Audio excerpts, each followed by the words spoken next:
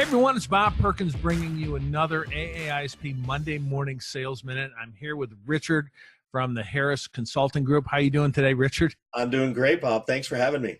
It's great to have you. You know, Richard is the Training Tuesday moderator for AA-ISP. He also works as a director of training for Sales Hacker. So you do a lot around tips and training, and that's why you're here today. You're going to share something that's pretty cool with our viewers. Tell us about it.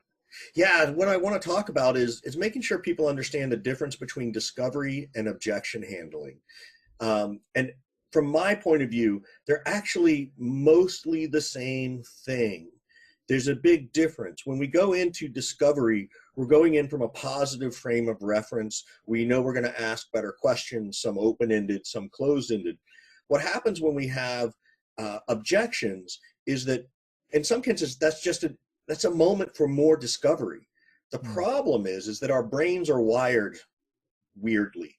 Anytime we hear anything that's related to the word no, our brain actually releases chemicals. It releases fight or flight chemicals. And so we automatically assume a position of defensiveness, right? And so that's part of this fear or challenge or concern that we have, aside from the fact that we don't want to mess up the deal and we don't want to insult somebody and all those things. There's actually something physiologically happening in the body. On the flip side, whenever you hear the word yes, nothing happens. Your brain doesn't change any chemistry.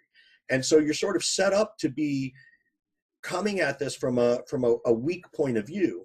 And so my goal is that, look, we can't necessarily make the brain stop sending those chemicals, but by acknowledging that it exists, by recognizing it and saying, hey, wait a minute, a lot of that is not logical. That's just a chemical release. If I can put that in a bottle and move it to the side, I can hopefully change my frame of reference to move into a better discovery mode. So if let's say you're selling some of your own sales training and I'm a prospect and I say, hey, it looked pretty good, Richard, but you know, we've already spent our training budget this year and I really don't have any dollars left to spend on this. That's kind of a no. Yeah, no, I think that's great. And so I would turn around and say, Bob, you know, I hear that a lot. I totally understand. Just out of curiosity, regardless of budget, what kinds of things do you think the team still needs help with? Yeah. Right. And I want to start talking about pain, because my goal isn't to try and sell them right now. My goal is to prove to Bob that, hey, I'm just here to be a resource. I'm here to throw some ideas at them. If people know me, I'll give out tips and hints on sales training, even in prospecting calls of, hey, why don't you have your team try this? You did something there that was really good. The very first thing you did is you took that fight or flight, and you go, hey, I hear that all the time. I understand. You diffused it.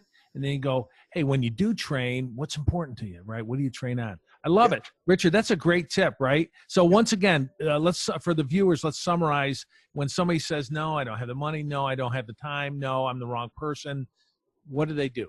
What are the steps? Right now, the goal is to just sort of start to acknowledge that, hey, part of your reaction is a defensive mechanism that you really can't control. Just acknowledge that that exists. Yeah. And by doing that, you can let it take less control of you.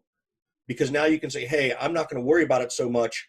I know that that's going to exist. I'm going to let it happen, and I'm going to work towards diffusing the conversation. Empathize, diffuse it, move forward with discovery. Great tip. Richard Harris with Harris Consulting. Thanks so much. Everyone, thanks for listening. Until next week, good summer. Thanks, Bob. Appreciate it.